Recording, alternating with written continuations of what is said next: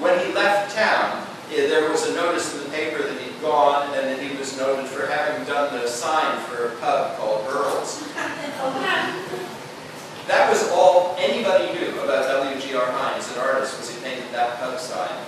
In 1926, a visitor from the McGill University in Montreal was out doing anthropology work in New Brunswick, and they visited the house of his descendants, his nephews or something, and they said, "Oh, Uncle Will was a bit of an artist. We got some of his paintings upstairs." And they went and got them out from under the bed and showed off these sketchbooks and paintings of his trips to Labrador and the West Coast.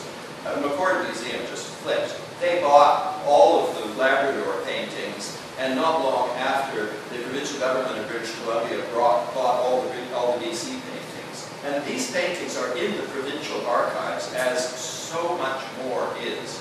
You can hear me saying, how come we never see them? Beautiful painting. This, in case you haven't already figured this out, this is from, say, the Bay Street Bridge or something. There's downtown Victoria with the, these are the bird cages, government buildings there, and here is the Olympics. Beautiful painter of skies, and when you get a chance to really look at the painting, you'll understand his take on geology was really something. Before you leave that one, what was he? Oh, sorry. Yeah. What was? It looks like it a little bit. Sure, it is. Oh, well, they're building a boat there. They're building a boat there. There's a native people who's moored around, and they're fishing here, the seagulls, and building a boat. This is where the Johnson Street Bridge was made.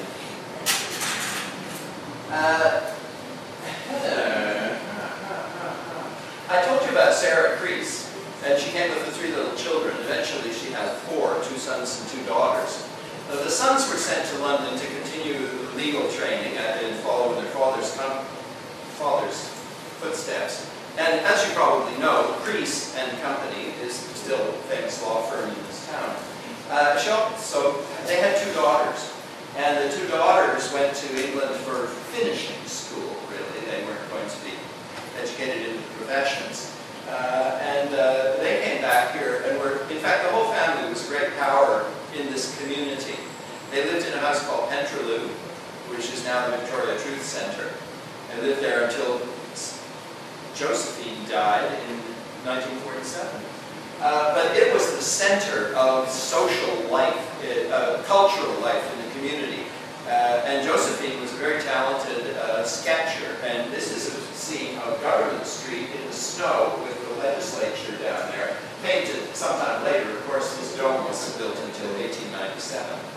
But she also did a lot of interiors. They were good friends of the lieutenant governors and their families, and the O'Reillys up at Point Ellis House, and so on and so forth.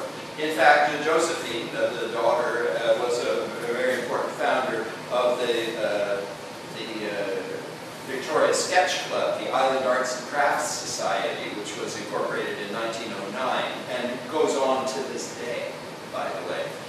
These were the people Emily Carr eventually poo-pooed as really of no significance at all. That's okay. There were plenty of others. This is a painting by Lucius O'Brien. Lucius O'Brien was, what can I say, was the first president of the Royal Canadian Academy of the Arts. I pause for dramatic effect. I myself am a member of the Royal Canadian Academy of the Arts. O'Brien got this, I mean, he had the idea, modeling it, of course, on the British Royal Academy. There were no art galleries. Artists needed to have an annual exhibition in which the highest strata of society would come and pay attention, so that then they could get some sales activity going. They could get commissions and get themselves known by people who would become their patrons. So his connection was to the Governor General of Canada, the Marquis of Lorne, and his wife, who was a great fan of the arts and an amateur artist herself. And so they got the Royal Canadian Academy going in the 1880s, and this is just the time when the Canadian Pacific Railroad was going too. And William Van Horn, who was a Montreal financier, financier who sponsored the whole operation of the railroad, was also an art fan. He was in on this circle. I don't know how much history I need to tell you. Victoria and this little place we lived in was a colony. In 1867, when Canada became a country, because of Upper Canada, Lower Canada, the Maritimes, Sir John A. Macdonald looked over here and he said, why don't you people join us? You're a British colony. Join us and become an independent part of this dominion. The people over here thought he was out of his mind. I mean, you can't even get there from here, among other things. And anyway, if we wanted to join anybody, we joined. First of all, we're British, so we don't need Canada. Secondly, we join America, because all our business goes up and down the coast. We're close to San Francisco. But anyway, the day was split, and we went with Canada in 1871 with the promise that they'd build a railroad to join us. It took a long time. Anyway, in the 1880s, William Van Horn finally got the railroad underway. They got working on it, and as they were building it, he gave out free passes to artists, mostly in Toronto, who would follow the progress of the railroad, paint the pictures, come back and sell the pictures and the idea to the wealthy people, both here and in Britain.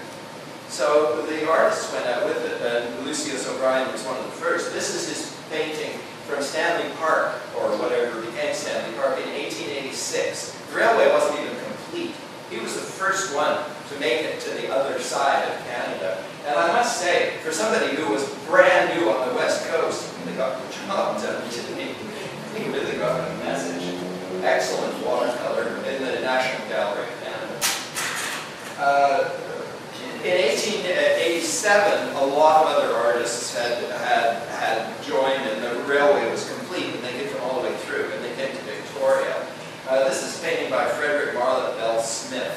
This painting belongs to the Art Gallery of Greater Victoria, and this is probably Beach Drive and Glen Lyon and Oak Bay and the iconic volcanic cone of Mount Baker.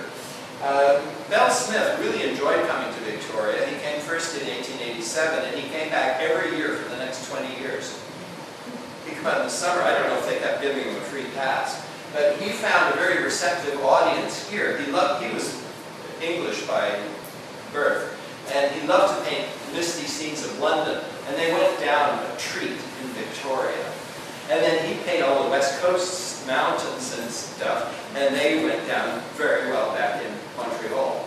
So he had it worked out both ways. He was a rather commercial and rather successful artist, and a lot of his paintings have ended up in Victoria. There were other artists in that group. I will mention T. Mower Martin and Marmaduke Matthews as others whose paintings have shown up in the old houses of Victoria. Here we are at about 1900. This is an artist named Thomas Bamford. And check my watch. Good. Right on schedule. Thomas Bamford. I used to work at the Art Gallery of Greater Victoria in the 1970s. And there was a man named Jim Nesbitt, who's a newspaper writer, who single-handedly saved Craigdarroch Castle from demolition and despoliation. It was a conservatory of music at that time. He saved it. He said, no. Under all this gray paint and wartime deprivation, there is an amazing building. Don't give it away. Don't destroy it. Open it up. People will come pay to come and see it. And the place was full of paintings and everything else. Nesbitt had grown up here and was passionately interested in the history of Victoria and in a gossipy kind of way. He wrote reams of newspaper columns filled with all who was who in the olden days here. And he took me under his wing. He saw that I was interested in history. And he said, if you wanted to research a really interesting artist, you should research this guy, Thomas Bamford. He said, the thing is, Bamford was employed by the government as a draftsman, and he lived across the street from Emily Carr. And his wife was an invalid, so he went out sketching all the time on his weekends. And he gave away all his paintings. He didn't need to sell them. It was his pleasure to give them as wedding presents. And so every family of value in Victoria had a Bamford.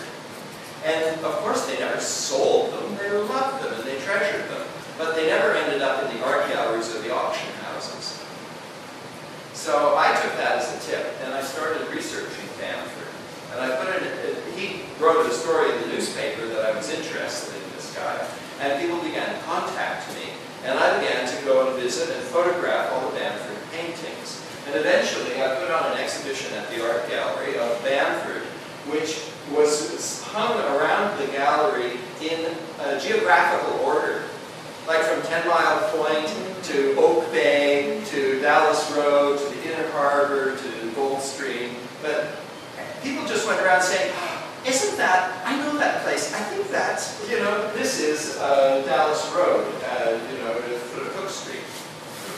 Isn't it? Anyway, I collected all the information on him too, and it got the family got so excited about it that they had a great family reunion, and people came from all over the continent, and they had a banquet. I was the guest speaker. I've become the world's expert on Thomas Bamford. I don't know. You do find his paintings, though. I noticed Sean Shepherd up at the Polychrome Gallery has a couple of Bamfords in his back room. I mean, who knew? Well, that's the way it goes around here. This subject is just lying fallow all around. Nobody seems to take an active interest in it. The Archives owns an amazing collection of stuff, and they never show it to anybody. The art gallery owns some, but it's not really their interest. And the Maltwood Museum has given up the fight. So it's up to us, or me. Name that artist? Thank you. Sophie Everton. Do you recognize that painting? You have seen that painting. Sophie Everton was born in Victoria in 1869, I think. Emily Carr was born in 1871, by the way. Sophie was born in 1869, but Sophie had all the advantages. Sophie's father was Joseph Pemberton, who was the chief surveyor, which meant he got first choice at any property in the province. And he built a nice big house for him on St. Charles Street at Rockland. And it had a turret on the corner, which was Sophie's studio. Sophie was precociously talented, and as a young woman, well, her family understood this. I mean, Emily Carr's family would never have sent her off to study. She had to figure that out herself. But the Pembertons realized their daughter could do something about it. So they let her go to London. She arrived in the early 1890s, and she studied at a school in South Kensington. And she really developed into a proper academic painter. I mean, that's what it is. You learn to paint, you learn to draw, and drawing from casts, and then drawing from partially draped models, and then working up historical paintings or groups of figure compositions on canvases, and then you send them into the big annual exhibitions and competitions. And her paintings were, I've written all the notes here in my pocket, but I'll just make this up. This painting was shown at the Royal Academy in 1896. And in 1897, her painting called Blue Boy, which is also owned by the Art Gallery of Greater Victoria, as this is, was also shown in the Royal Academy. By that point, she really graduated from the training she could get in London, and shortly after she moved to Paris. And she continued her paintings there, and her painting Daffodils, which belongs to the Provincial Archives, was exhibited in the Paris Salon of 1897, and she was given the one of the great medals of that year for her painting. I mean, they are excellent paintings, no doubt. They're very, very accomplished. This is more or less life-size project, and the idea of the women sitting in front of the fireplace is a complicated lighting subject and situation for her to get through. But of course, when you read about the salons in Paris, you really have to take it with a grain of salt. I mean, how many salons were there? How many exhibits were there? How many medals were there? And who was doing the judging?